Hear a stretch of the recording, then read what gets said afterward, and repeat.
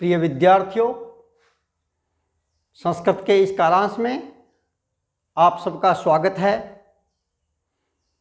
पिछले कई कालांशों में हमने, आपको याद होगा, संस्कृत में कैसे वाक्य बनाए जाते हैं, संस्कृत में अनुवाद कैसे किया जाता है, इस पर हम चर्चा कर रहे थे। आज द्वितीय विभक्ति का प्रयोग संस्कृत में कैसे किया जाता है, द्वितीय विभक्ति के वाक्य संस्कृत में कैसे बनाए जाते हैं, उस पर आज इस कालांश में मैं चर्चा करूंगा। द्वितीय विभक्ति के लिए कर्म कारक है। कौन सा कारक है? कर्म कारक। इसका चिन्ह है को।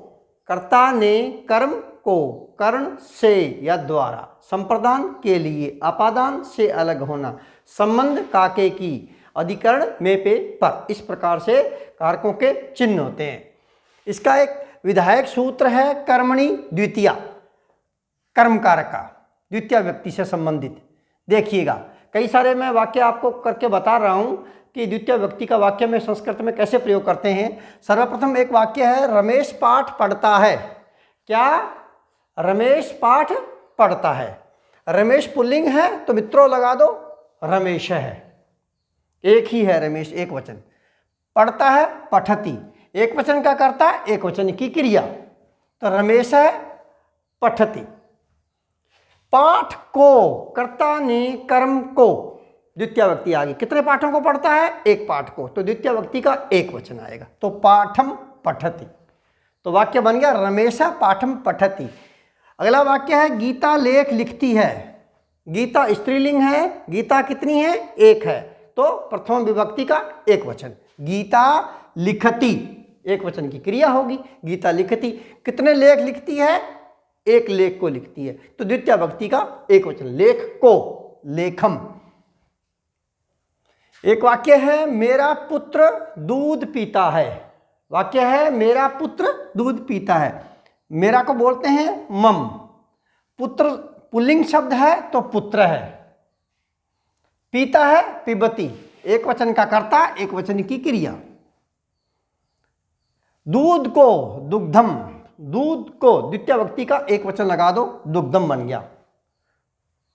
एक वाक्य है सुरेश पत्र लिखता है। क्या? सुरेश पत्र लिखता है।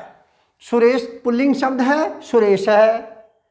लिख को लिखती हो गया, लिख धातु से, लट लकार प्रथम पुरुष एक वचन में। और पत्र को, कितने पत्र लिखता है? एक पत्र को, तो पत्र शब्द में द्वितीय व्यक्ति का एक वचन लगा दो, तो पत्रम पत्रे पत्राणि, फिर पत्रम, तो सुरेश पत्रम लिखति। इस प्रकार से वाक्य बनता है।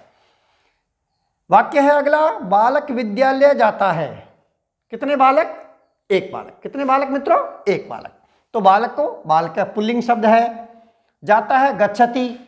कितने विद्यालयों को? एक विद्यालय। विद्यालय को, विद्यालय शब्द पुल्लिंग है, तो विद्यालय है, विद्यालयो, विद्यालय, विद्यालयम, द्वितीय व्यक्ति का एक वचन, विद्यालय को।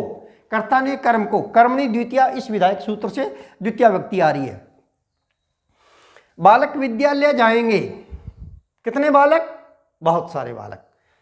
तो बालक शब्द पुल्लिंग है तो पुल्लिंग का रूप चला लो, बहुवचन तक बालका है, बालकौ, बालकः। अब कर्ता बहुवचन का तो क्रिया भी बहुवचन की लगाएंगे। जाएंगे भविष्यत काल का वाक्य है, लुट लकार का वाक्य है। इस लुट लकार में गमिष्यति, गमिष्यते, गमिष्यन्ति, तो बालकः गमिष्यन्ति। अब विद्यालय, एक ही विद्यालय को जा रहे, विद्यालय को, तो द्वितीय व्यक्ति का एक वचन लगा दो, तो वाक्य बन गया बालकः विद्यालयम गमिष्यन्ति। एक वाक्य है छात्र पुस्तकें पढ़ते हैं। क्या? छात्र पुस्तकें पढ़ते हैं। कितने छात्र हैं मित्रों? बहुत सारे छात्र हैं।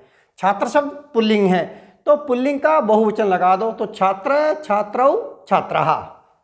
छात्रः तो जैसा करता वैसी क्रिया, तो पठति, पठतः, पठन्ति हो गया, तो छात्रा पठन्ति। ये तो बात हो गई। अब है पुस्तकें पढ़ते हैं, पुस्तकों को पढ़ते हैं। कितनी पुस्तकें हैं? बहुत सारी पुस्तकें हैं, तो पुस्तक शब्द नपुंसक है, तो नपुंसक का द्वितीय व्यक्ति का बहुवचन लगा दो, तो पुस्तकम पुस्तके पुस्तकानि, फिर पुस्तकम पुस्तके पुस्तकानि, तो द्वितीय व्यक्ति का बहुवचन हो गया। तो छात्रा पुस्तकानि पठन्ति, कर्म कारक हो गया ये पुस्तक में। एक वाक्य है छात्राएं चलचित्र देखती हैं। कितनी छात्राएं हैं? बहुत सारी छात्राएं हैं। तो छात्रा को स्त्रीलिंग है, छात्रा स्त्रीलिंग शब्द है, तो स्त्रीलिंग का बहुवचन लगा दो छात्रा को। तो कन्या कन्ये कन्या, लता लते लता, रमा रमे रमा, छात्रा छात्रे छात्राः, तो ये बहुवचन हो गया। तो बहुवचन की क्रिया लगाइएगा आप लोग। देखना को बोलते हैं पश्य, तो पश्यति पश्यतः पश्यन्ति हो गया।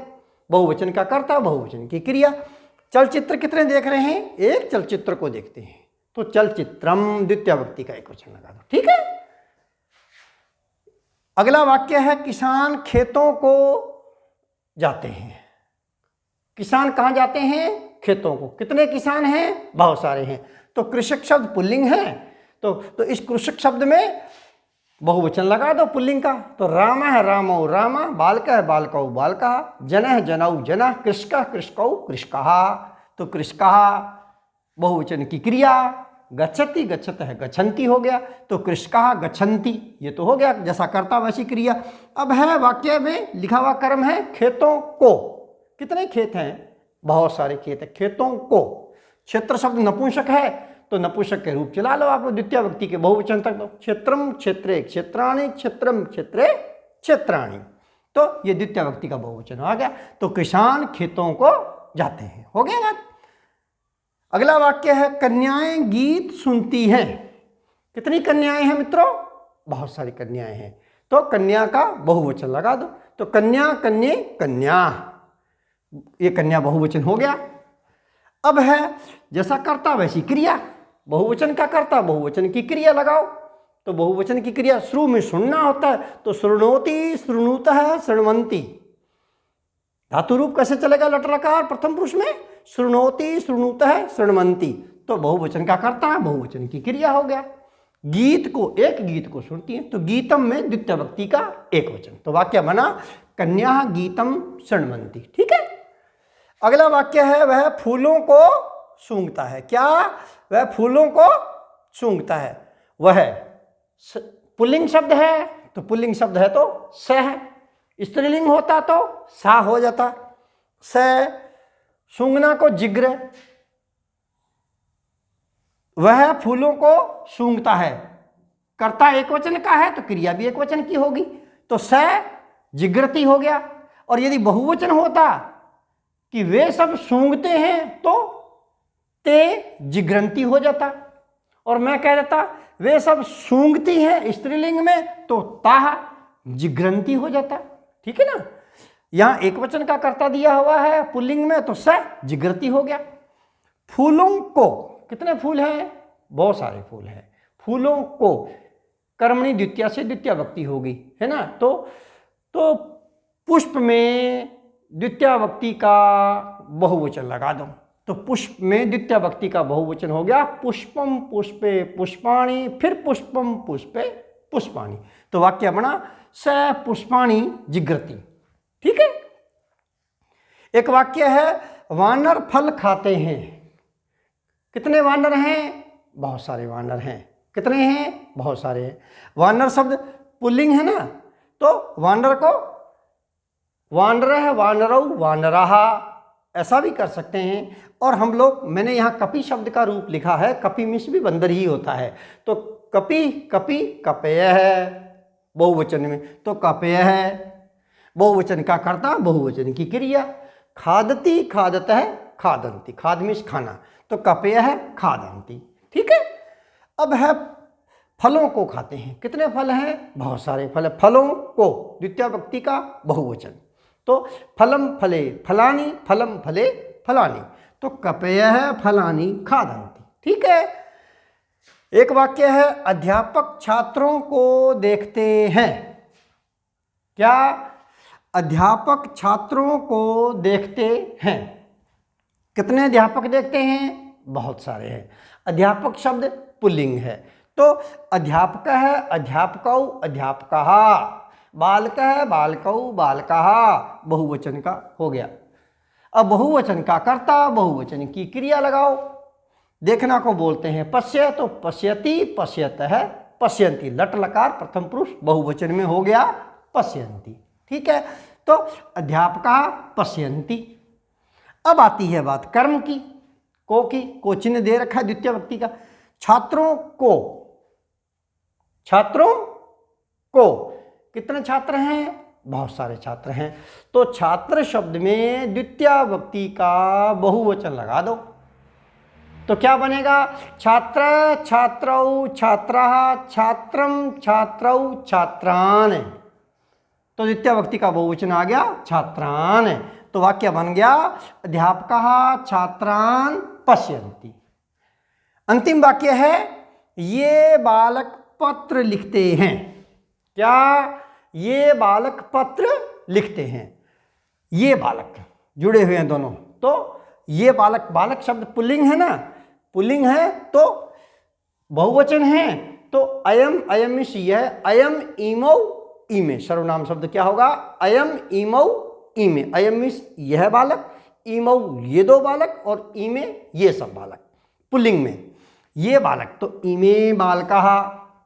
और यदि स्त्रीलिंग होता तो ये बालिकाएं, मान लो यहां लिखा होता ये बालिकाएं, तो फिर इयम लगाते, इदम शब्द का स्त्रीलिंग लगाते तो क्या बन जाता? एक वचन के लिए इयम, इयम बालिका, दो के लिए इमे बालिके, और बहुत सारी बालिकाएं होती ये बालिकाएं तो इयम इमे इमाः, इमाः बालिकाः, ऐसा हो जाता। पत्र लिखती हैं, कितने पत्रों को? बहुत सारे पत्रों को। द्वितीय व्यक्ति का बहुवचन तो पत्रम पत्रे पत्राणि, फिर द्वितीय व्यक्ति पत्रम पत्रे पत्राणि। और लिखन्ति बहुवचन का कर्ता, बहुवचन की क्रिया, लिखति लिखतः लिखन्ति। इस प्रकार से मित्रों जो कर्म कारक है उसके मैंने आपको द्वितीय व्यक्ति से संबंधित कतिपय मैंने आपको उदाहरण करके बताए हैं। आप बार बार उसका अभ्यास कीजिएगा।